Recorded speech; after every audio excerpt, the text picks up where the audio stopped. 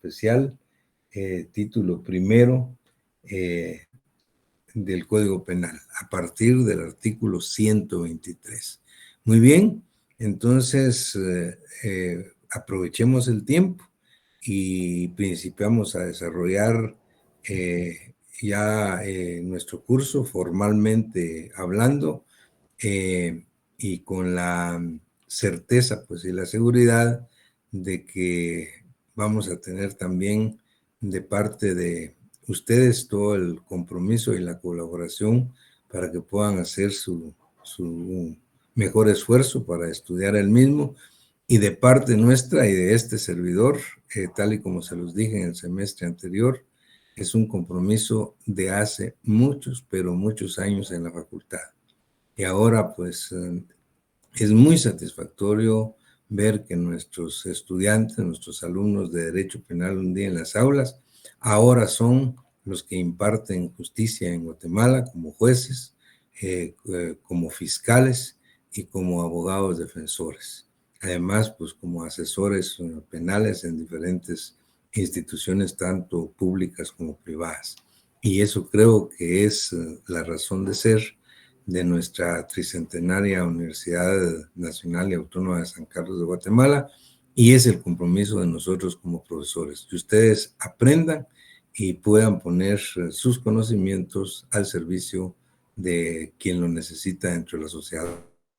Muy bien, con esta introducción, hoy sí, principiamos de una vez y de lleno a nuestra primera sesión de clase.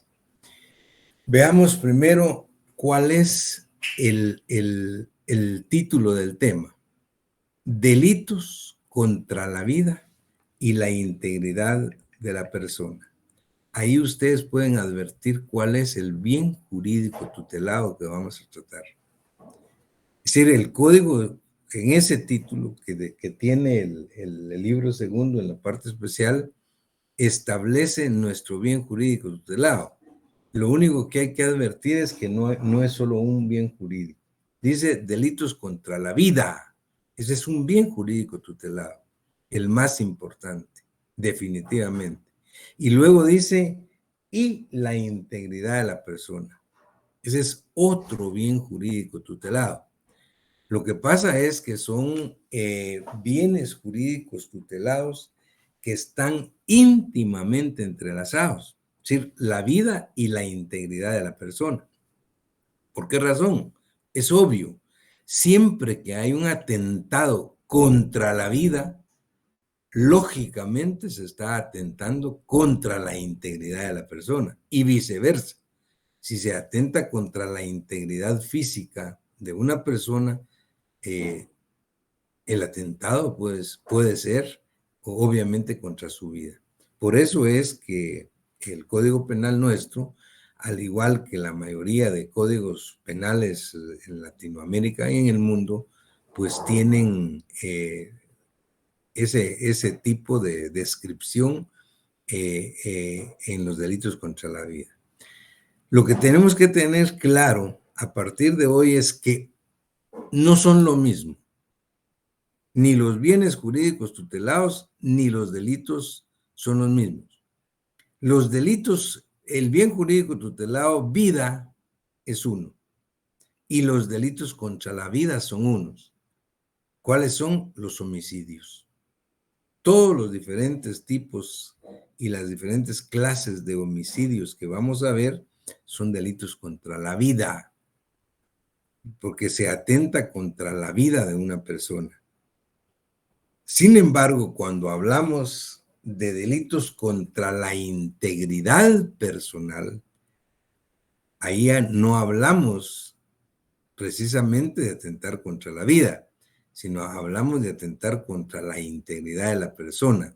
Específicamente nos referimos al delito de lesiones. Lesiones. ¿Qué quiere decir esto? Que cuando advertimos el elemento subjetivo en cada uno de los delitos o en cada una de las figuras delictivas, vamos a ver que en los delitos contra la vida, el elemento subjetivo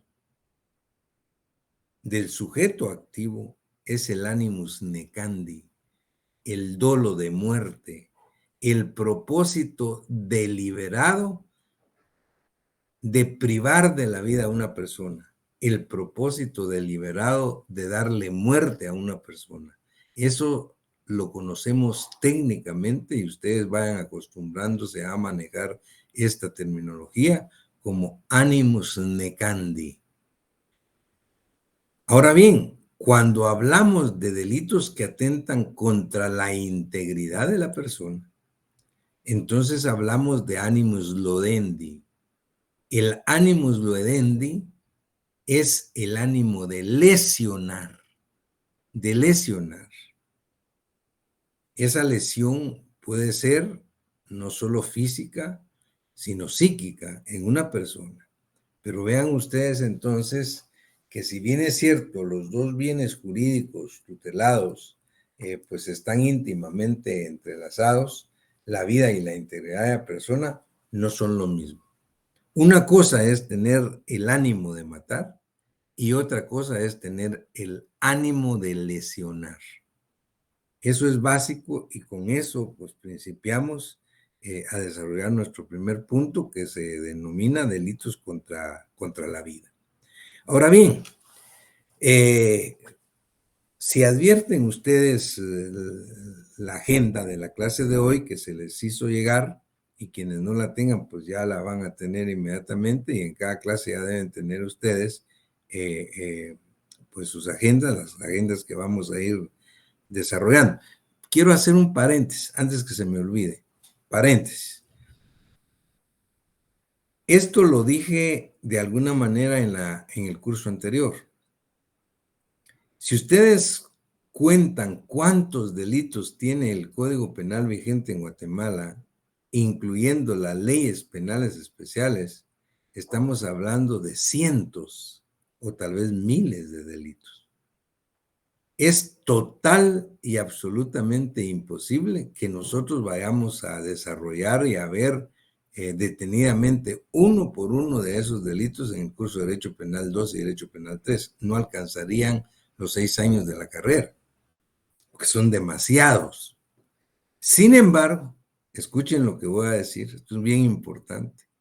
Hace algunos años hicimos un estudio con los muchachos en la facultad de cuáles eran los delitos que más o que reiteradamente se estaban viendo en los tribunales.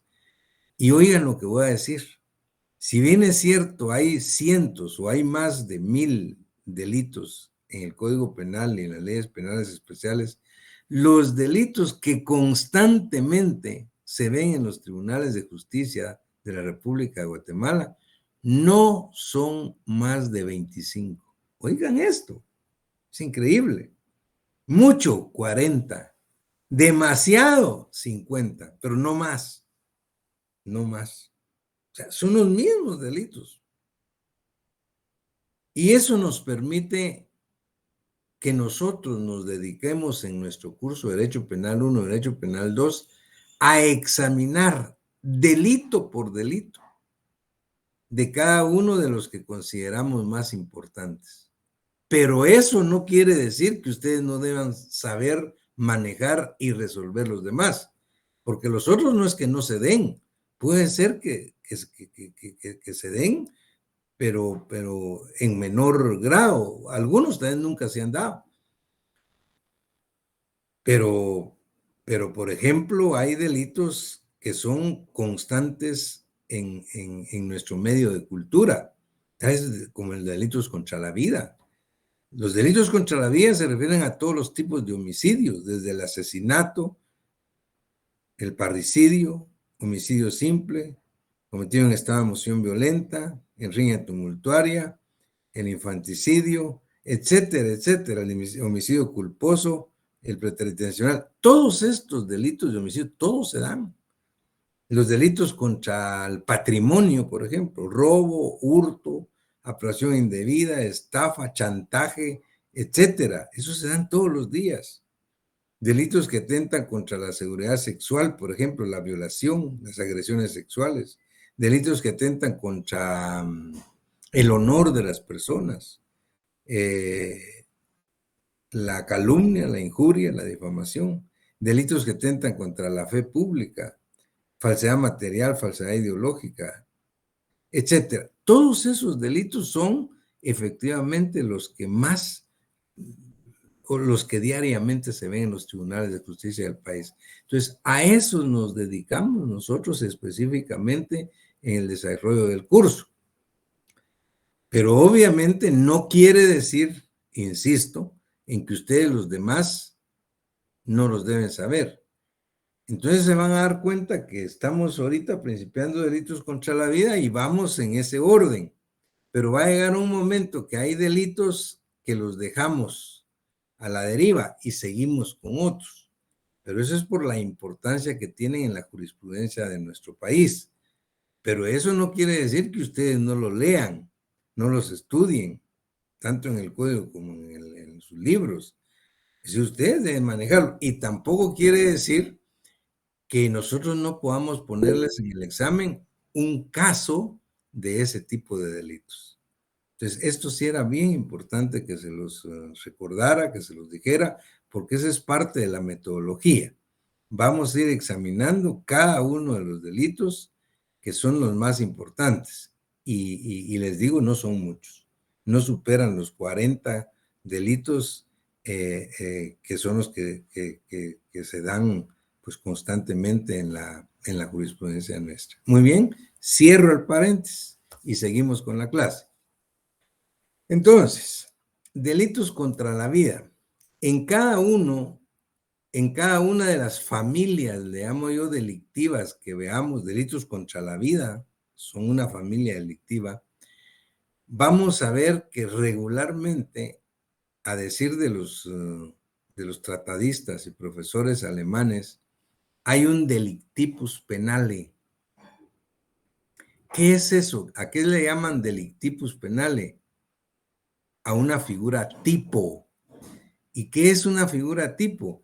Es una figura central del cual se generan todos los demás delitos de esa misma familia. Entonces, esto es, si usted es especie de chivo, ¿no? Consejo para ustedes. Hay que manejar y hay que, aprender y saber manejar en cada grupo de figuras delictivas esa figura tipo. Por ejemplo, ahorita vamos a principiar a ver delitos contra la vida. El delitos contra la vida son todos los homicidios. Es decir, el bien jurídico tutelado es la vida. Y ahí hay un delito tipo, que es el homicidio simple. El homicidio simple del artículo 123 del Código Penal. Esa es la figura central.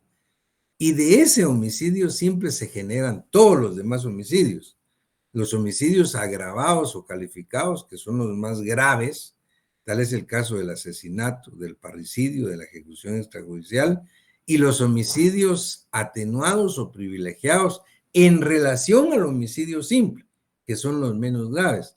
Tal es el caso del homicidio culposo, del homicidio preterintencional, del homicidio cometido en estado de emoción violenta, etc. Entonces, es el homicidio simple, es la figura tipo, la figura central. Vamos a ver todos los elementos del homicidio simple. Y esos mismos elementos, con ciertas variaciones, van a ver ustedes que se van a replicar en los demás homicidios, y obviamente no son lo mismo, pues. Cada homicidio es independiente y es diferente. Pero ¿en qué se diferencian? Vamos a ir viendo. Por ejemplo, en el dolo de muerte. El homicidio simple, por ejemplo, es un homicidio eminentemente doloso. Eminentemente doloso. ¿Qué quiere decir? Que debe haber voluntad y conciencia de parte del sujeto activo de querer quitarle la vida al sujeto pasivo, de querer privar de la vida al sujeto pasivo. Ese es el homicidio simple, es decir, el animus necandi. Pero si vemos en el homicidio, digamos, agravado o asesinato, Ahí el dolo de muerte es más que evidente. Ahí hay premeditación, ahí hay alevosía, hay impulso de perversidad brutal, etcétera, etcétera. Ya lo vamos a ir viendo poco a poco. Pero si examinamos los delitos que son menos graves que el simple, el homicidio, digamos, eh, eh, cometido en estado de emoción violenta, vamos a ver que el dolo de muerte empieza a disminuir. Les cuento esto pues para que ustedes vayan viendo pues cuál es la metodología que se utiliza o que utilizamos en la ciencia del derecho penal para ir estudiando cada una de las figuras delictivas, y en este caso de los grupos delictivos. Muy bien, sigamos entonces. Delitos contra la vida. ¿Cuál es el bien jurídico tutelado? La vida. Ahora, en Guatemala, la vida es indiscutiblemente el mayúsculo, el más importante bien jurídico tutelado que se protege siempre, desde la concepción hasta la muerte. Fíjense qué importante es lo que estoy diciendo. En Guatemala, la vida se protege desde la concepción hasta la muerte. ¿Y cuándo se da la concepción? Desde el preciso momento en que se fusiona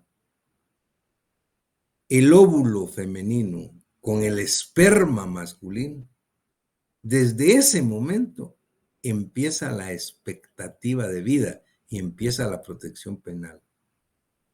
Ya hay un bien jurídico tutelado.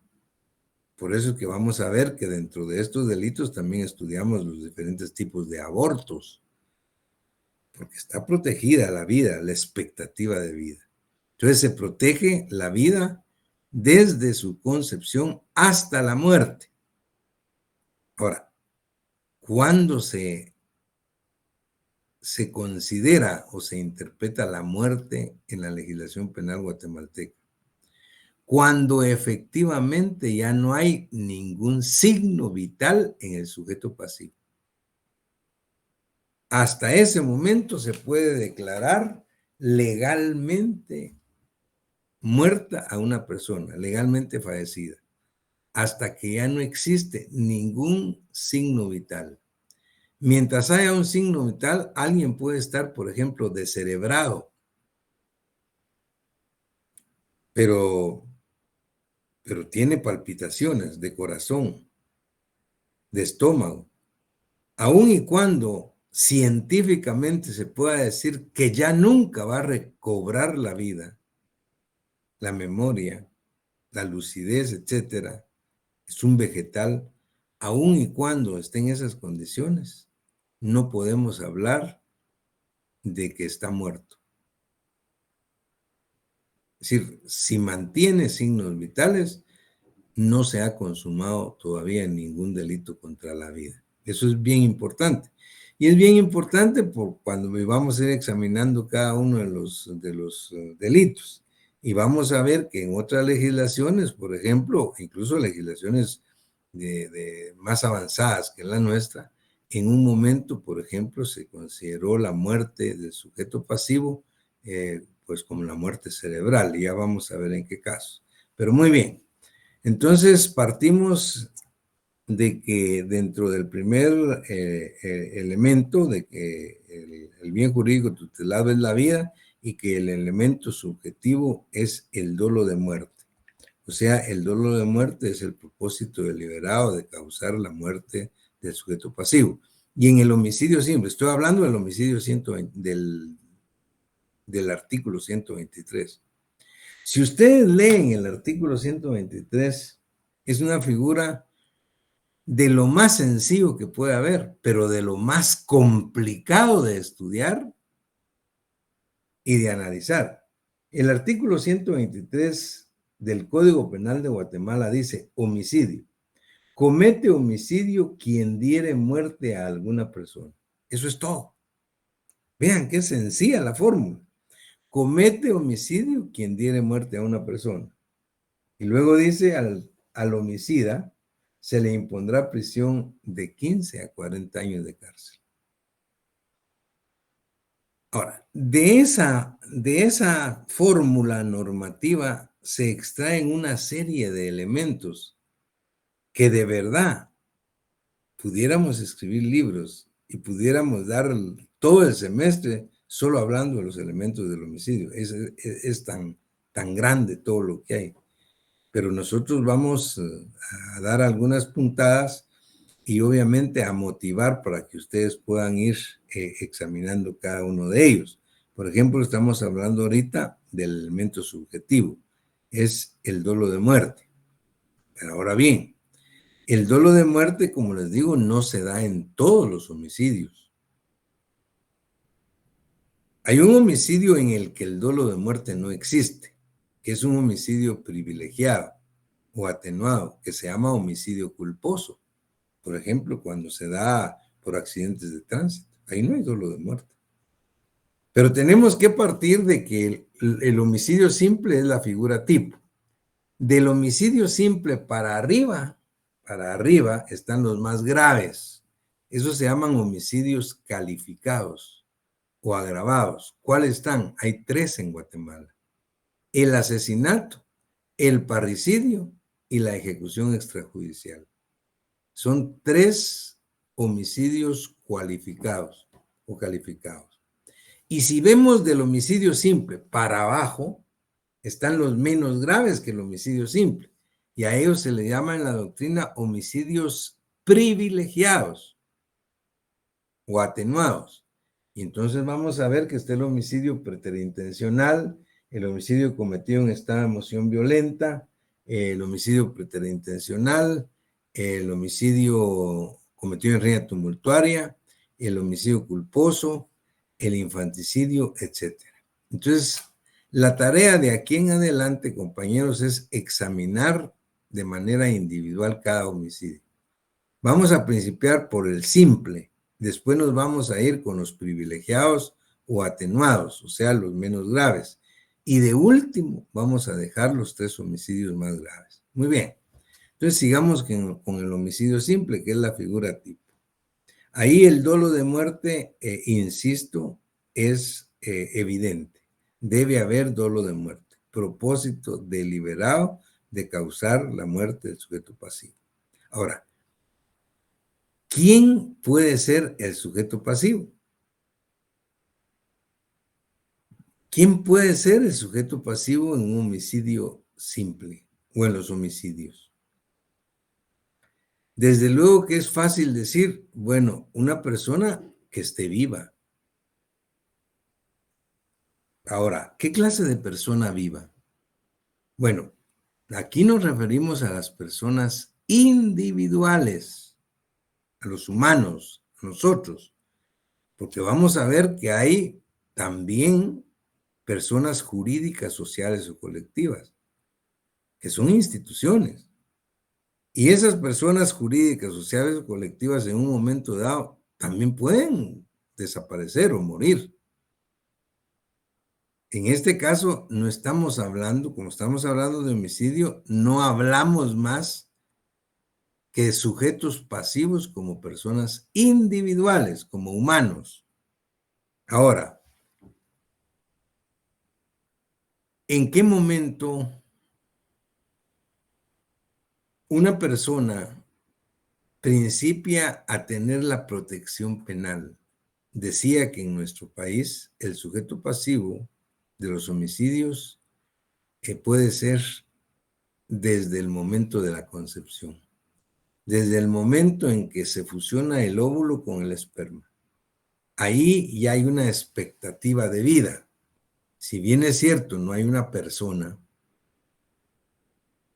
es decir, ni siquiera un embrión, es decir, ni siquiera un cigote, es decir, ni siquiera un huevo, pero sí hay una célula, hay una fusión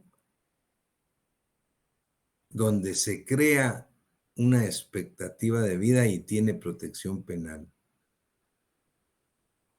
Si por cualquier razón se atenta contra ella, estamos frente a un tipo de homicidio que en nuestro país se denomina aborto.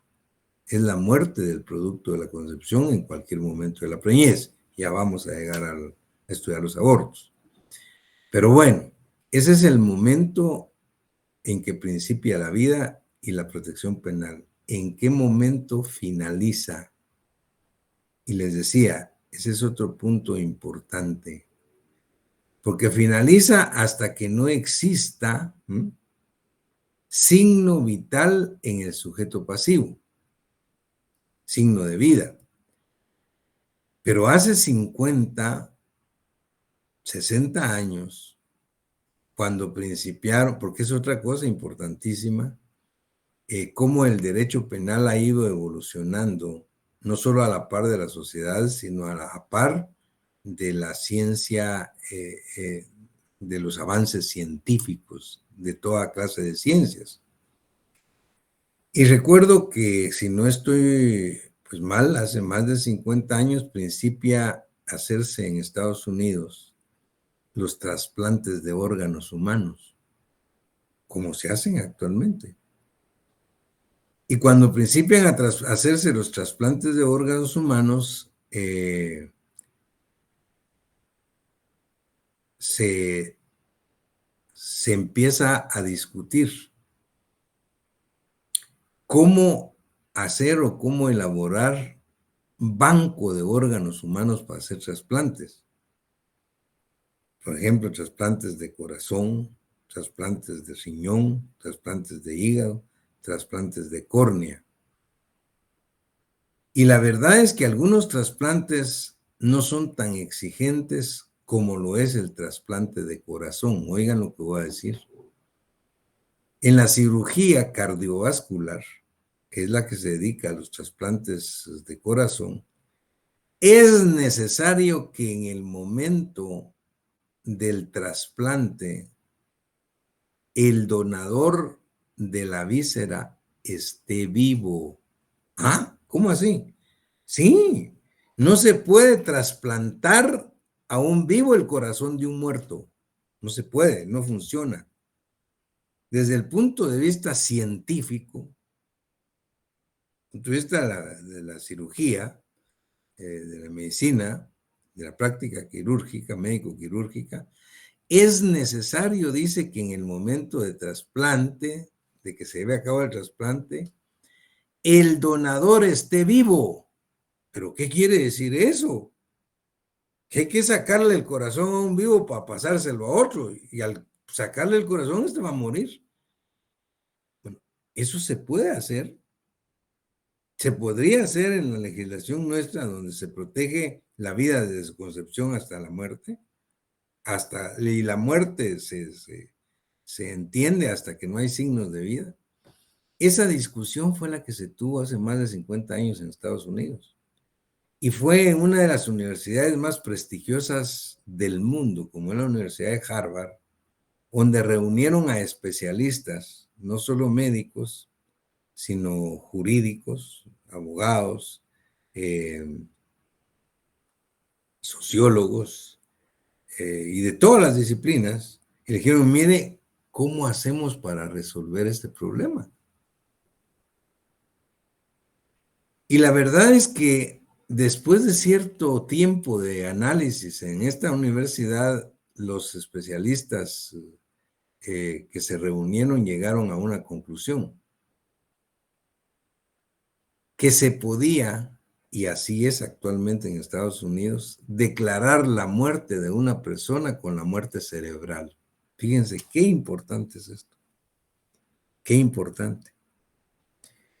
¿Qué quiere decir esto? Lo que quiere decir es que, por ejemplo, en países pues, altamente desarrollados como Estados Unidos, aquí también, ¿cuántos accidentes diarios hay?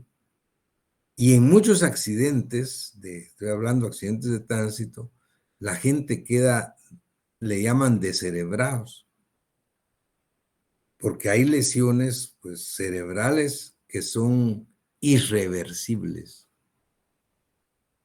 Y esto pues se comprueba a través de ciertos exámenes en el encefalograma. Y en Estados Unidos dijeron, después de haberse reunido todos estos científicos de diferentes disciplinas, que la muerte de una persona podía declararse legalmente no cuando desaparezcan todos los signos vitales, sino solamente cuando desaparezca la función cerebral. Y eso va a permitir el trasplante de órganos humanos. Entonces, vean, hay gente en Estados Unidos que cuando va a llegar a la mayoría de edad y va a sacar su tarjeta de identificación, pues le preguntan, en el momento en que usted por cualquier accidente, pues que usted está dispuesto a donar sus órganos. Sí, con mucho gusto. Si obviamente me quedo descerebrado, dono mis órganos y de una vez queda registrado. Entonces, estas personas, antes y en aquel momento, pues la prueba científica se hacía 1 hora en el encefalograma. Y si la pantalla del examen en el encefalograma aparecía plana, si no había, se declaraba la muerte cerebral. Y entonces, eso era 1 hora. En este momento lo hacen en 30 minutos. Si en 30 minutos no hay una reacción del que ha sido, del accidentado, pues desde el punto de vista cerebral, se declara la muerte cerebral y la muerte de la persona. Eso no, todavía no lo tenemos legislado en Guatemala. En Guatemala, la muerte de una persona se decreta cuando ya no hay ningún signo vital. Entonces van a ver ustedes a hospitales, especialmente los públicos o hospitales como el ICS, donde hay mucha gente descerebrada que tiene 5 o 10 años de estar ahí y no la pueden desconectar de los aparatos. Y ellos no oyen, no miran, no sienten, pero sí tienen un corazón que les palpita, un sistema digestivo que está funcionando, hay que alimentarlos. Y son personas probablemente eran normales como somos nosotros, y con el tiempo, después de 5 o 6 años, se empiezan a volver pequeñitos. Y ahí están. Y eso nos lleva a otro tema, que es muy profundo, muy discutible, muy debatible, que se llama eutanasia. ¿Qué es la eutanasia? Por eso les decía, miren, estamos hablando, empezamos a hablar de un elemento del homicidio simple, y miren todo, de todo lo que estamos hablando ya. Miren que esto es profundísimo. La eutanasia es la muerte dulce, pues. Eutanasia es la que se practica en algunos lugares. Hay eutanasia activa y eutanasia pasiva. La eutanasia activa es cuando a ciertas personas, con la autorización de la misma persona que está sufriendo la enfermedad, que es irreversible, o de sus familiares, se le inyecta algo para que deje de existir. Eso se llama eutanasia activa. Y la eutanasia pasiva es cuando, si bien es cierto, no se le inyecta nada para que fallezca o para que muera, se le desconecta de todos los aparatos que artificialmente le están dando vida, tubos, respiradores y todo lo que tienen, y se les deja pues sin ningún tipo de aparatos, pues librada a sus propias fuerzas naturales, y puede ser que fallezca. Eso se llama eutanasia pasiva. Pues esos dos tipos de eutanasia no se permiten en Guatemala tampoco. No se permiten. Aquí quien desconecte a un enfermo que está dependiendo, no importa que ya nunca vaya a vivir o a reaccionar, pero si lo desconecta de un aparato es un homicidio. Pero otros países tienen legislados los tipos de eutanasia. Ahora, ¿eso a qué nos lleva? Eso nos lleva a decir que, por ejemplo, en Estados Unidos, por ejemplo, a la muerte cerebral de una persona, al que es declarado legalmente muerto, estando todavía vivo, pero ya sin posibilidades de reaccionar mentalmente o cerebralmente, se declara legalmente muerto. Y al declararlo legalmente muerto, se puede hacer uso de todos sus órganos para trasplantes, para banco de órganos humanos, pero especialmente el trasplante de corazón. Porque, por ejemplo, el riñón no hay problema. Un vivo puede donar un riñón a otro y vivir los dos. Pero hay órganos que son importantes, por ejemplo, el hígado, pero especialmente el corazón. El corazón, para poder trasplantarle el corazón a una persona, esta persona tiene que estar viva. Entonces ahí se llega a ese acuerdo y se legisla de esa manera y se establece como la muerte de una persona, la muerte cerebral, para hacer trasplante de órganos humanos. Eso no está legislado en Guatemala, de tal manera que en nuestro país no se puede realizar una situación de esa naturaleza. ¿Por qué? Porque habría que darle muerte a una persona. Y eso, pues obviamente, legalmente todavía no está permitido. Entonces, vean a lo que se refiere y hasta dónde pueden llegar de esos elementos. ¿Y a qué se refiere la eutanasia? Por ejemplo, la eutanasia cuando hay pacientes de enfermedades muy graves e irreversibles como ciertos tipos de cáncer, por ejemplo, cáncer de huesos, recuerdo yo. Hay un profesor, eminente profesor de Derecho Penal en la Universidad Nacional Autónoma de México, Raúl Carrancay Trujillo. Es un eminente profesor, sus libros, los libros de él, pues los hemos estudiado todos en América Latina. Y Raúl Carrancay Trujillo tiene un hijo, bueno, no sé si solo uno, pero tiene un hijo que se llama Raúl Carrancay Rivas. Y él, pues, al igual que el papá, se hizo penalista y se fue a hacer su doctorado de Derecho Penal a Europa. Y en Europa, pues, la tesis doctoral la hizo sobre la eutanasia. Y él dice que estuvo, pues, investigando y trabajando a la par de un médico especialista en cáncer. En cáncer de huesos donde en la etapa final es irreversible y la gente, pues los pacientes piden a gritos que los lleven a descansar porque no tienen curación. Y hay que inyectarles pues un cóctel de fármacos para quitarles un dolor. Y ese dolor, pues con el primer cóctel les calma 24 horas, pero en la medida que se va haciendo resistente, hay un momento en que ya no les calma, pero ni 10 o 15 minutos. Entonces, ahí es donde se hace, dicen ellos, pues necesaria que se legalice o que se autorice la eutanasia activa. Y este profesor o este especialista con que el profesor Raúl Carrancay Rivas estuvo, según dicen, son anécdotas, practicaba la eutanasia, no estando permitida en Europa. Pero dice que él decía, pues, que realmente él, pues, como médico no le quedaba otra cosa. La única forma de ayudar a sus pacientes era esa. Y entonces la discusión está sobre legalizar o no la eutanasia activa. Legalizar o no la eutanasia pasiva. La activa es cuando se inyecta algo para dejar que alguien, pues, deje de existir. Y la pasiva es desconectarlo de los aparatos.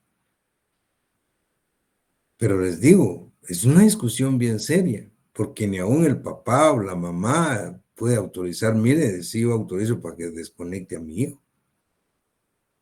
En todo caso, cualquier médico le diría, yo no lo hago. Si usted quiere, desconéctelo usted. Porque eso significa darle muerte. Y eso es un tipo de homicidio. Vean entonces, pues, los elementos. Estoy hablando, pues, de lo que son los elementos en cuanto al sujeto activo y el sujeto pasivo. El sujeto activo, cualquier persona, con tal que esté vivo, ¿eh? Puede ser sujeto pasivo, pues, sujeto activo de un homicidio. Otra discusión seria que hay es en cuanto al medio empleado. Miren, ya se nos fue la hora y ven qué apasionante es esto. Y pues ojalá que ustedes se puedan motivar e ir a los libros, pues escudriñar y estudiar, porque aquí no da tiempo a avanzar mucho. Pero el medio empleado es otro elemento discutible, el medio empleado en los homicidios. Lo más lógico es pensar en un arma, y lo más lógico y más elemental en un arma anteriormente era, digamos, la piedra para matar, el garrote o el cuchillo, el arma blanca, y luego, pues, el arma de fuego, qué sé yo. Entonces, pero actualmente, eh, el medio empleado, desde el punto de vista penal, ha llegado o se ha analizado mucho más allá de lo que son los objetos o los objetos conocidos comúnmente como armas. Es decir, hay circunstancias de inequívoca potencialidad letal que pueden ser medios empleados para matar, como la hipnosis, por ejemplo, como la telepatía, por ejemplo.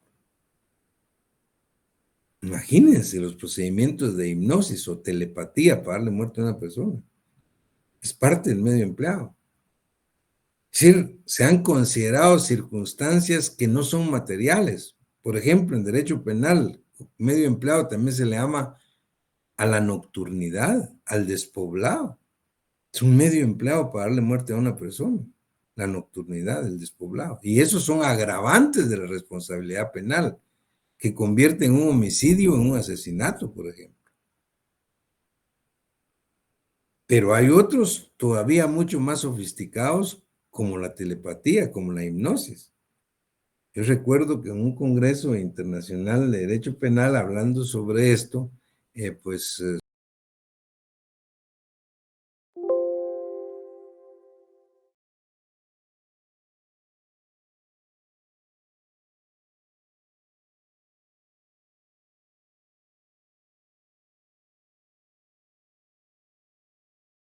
era un medio empleado para matar la brujería.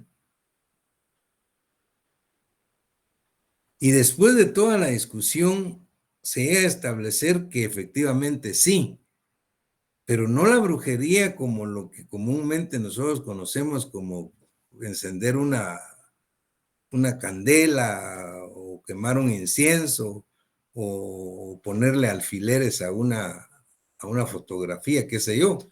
Eso no.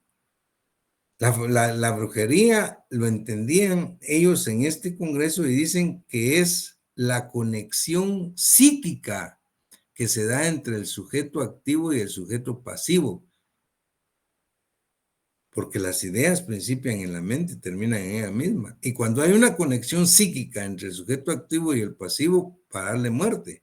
Entonces vamos a ver nosotros más adelante, en unas 2 o 3 clases, vamos a estar viendo lo que son cierto tipo de delitos que tiene contemplada la legislación guatemalteca, como la ayuda al suicidio, por ejemplo.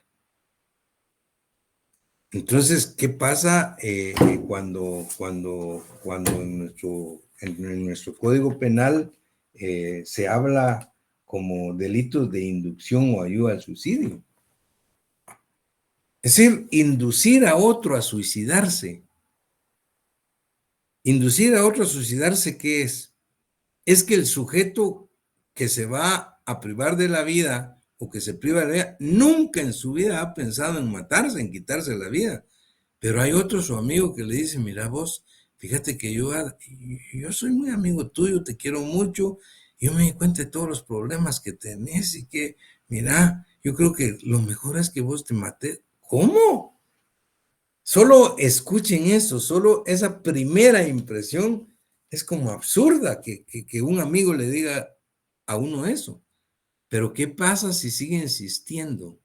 Y sigue insistiendo y después de 1 o 2 meses el otro le dice, mira vos, yo ya lo pensé bien y tenés razón, tenés razón. yo mejor me voy a suicidar, y se suicida. La pregunta es, ¿ese amigo es responsable de ayuda al suicidio? Y si ustedes ven, la ayuda al suicidio en el Código Penal de Guatemala es un delito privilegiado o atenuado que no tiene más, por ejemplo, de 5 a 15 años. Pero si aceptamos el medio empleado como actualmente lo analiza el Código Penal o la ciencia del derecho penal moderno, no va a ser una ayuda al suicidio, va a ser un asesinato. ¿Por qué? Porque él no lo ayudó a suicidarse, lo mató, solo que no utilizó un revólver, no utilizó un cuchillo. Utilizó una conexión psíquica, que es lo que probablemente se da en situaciones como la que les decía, pues que se habla en nuestro medio de cultura. Vean qué tanto hay que hablar de esto. Es bastante, pero hoy ya se me fue el tiempo. Así es que seguimos hablando de los elementos del homicidio simple y pasamos a los homicidios privilegiados el próximo martes. Espero que esta clase haya sido motivadora, que ustedes pues estén de veras en la mejor disposición de profundizar en sus lecturas y como les digo, esto es apasionante y lo que tenemos que tener es disposición. Así es que muchísimas gracias por esta primera clase y seguimos desarrollando el punto el próximo martes. Feliz tarde, que estén muy bien. Cuídate. Feliz tarde. Gracias, doctor. Feliz Feliz tarde. tarde. Feliz tarde. Feliz tarde.